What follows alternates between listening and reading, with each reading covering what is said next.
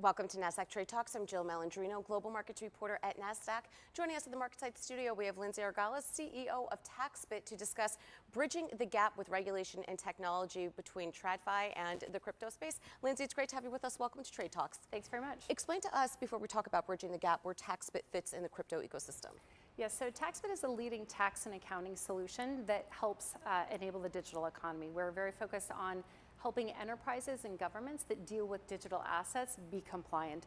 It's a very complex asset class, recently emerged, and so we're helping them manage through all the complexities and the hurdles and helping them try to automate that so they can focus on their core business. Right, and we know there's big players like Fidelity and BlackRock who, right. You talk about traditional finance, emerging into the world of digital assets. What's the importance of bridging the gap there? Yeah, so a couple things. I think, first of all, this is an asset class that 400 million people around the world are engaging in, right? And so even in 2022, where we saw decrease in transactional activity, 60 million people started engaging it for the first time. And so institutions now are responding to the client interest in this. And so the one thing is just traditional financial institutions accommodating that interest. Secondly is there is a tax gap, and so that's where you're seeing some regulation now coming into effect to start closing the gap, mirroring what has long been the case in traditional financial institutions and other assets, to start apply now to this new world of digital assets so that you can bring compliance and kind of this safety and soundness into this new world. And we've seen it in other regions like the EU, UK, Brazil, yes. Singapore. They have clarity when it comes to regulation. Why do you think that we're seeing regulation more by enforcement versus actually putting some law onto the books? Right. So we have a mixed and very complicated environment here in the U.S., as you know.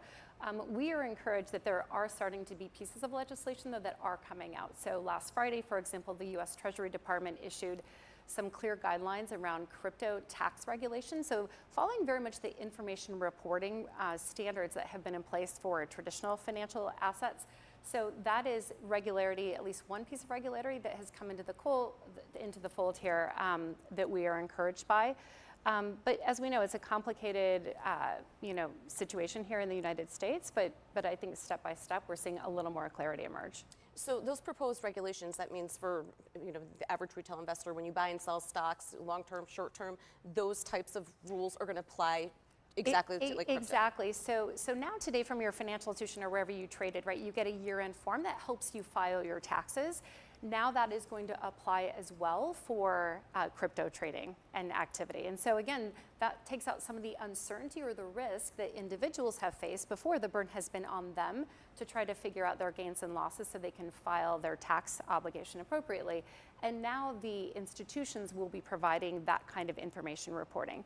In addition to that, for the average retail investor, these institutions, these digital asset brokers, will also be collecting tax KYC information and forms, to make sure that there is sufficient control and understanding of who the taxpayer and who the individual is that is actually partaking in the transactions. And so very similar to what you see in traditional financial services. I'm surprised it actually has taken that long. I mean, people have been aggressively trading crypto for quite some time now. Right, no, exactly. And so that's what some exchanges have opted to provide these forms, but again, without the lack of clarity, right, there's also high penalties, high stakes. And so some people were afraid that they would do it wrong, right, even if there was good intent behind it. And so I think it's much welcome that we are getting some clarity. Again, this is just on the tax information reporting. There is a lot of regulatory clarity still needed, but that is at least one part of the puzzle that unlocks some of the traditional financial institutions, which are highly regulated, that are under very close supervision, to start partaking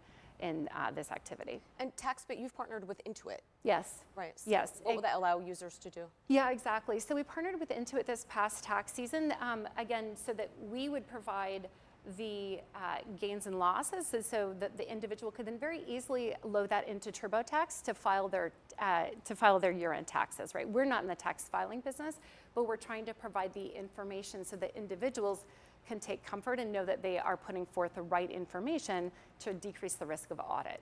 And when you think about looking ahead, what do you see for Taxbit and for the industry? Yes. Obviously, lots of innovation forthcoming, lots of regulatory clarity still needed. I think two big trends that we see. One is international, right? In light of the lack of regulatory clarity in the U.S.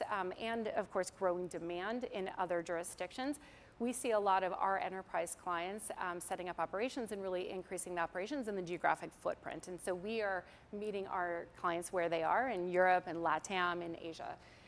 Secondly, we do see this convergence of digital assets and traditional financial assets, right? So a lot of our clients who originally started using us for the crypto use cases are now starting to use us for their tax and information reporting requirements for traditional financial assets, right? And so there's this nice blend and convergence we see of crypto becoming another financial asset and behaving very similar and now starting to be regulated very similarly to that of other traditional financial assets. All right, Lindsey, we appreciate the insight. Thanks for joining us on Trade Talks. Thank you. And thanks for joining me. I'm Jill Malandrino, Global Markets Reporter at Nasdaq.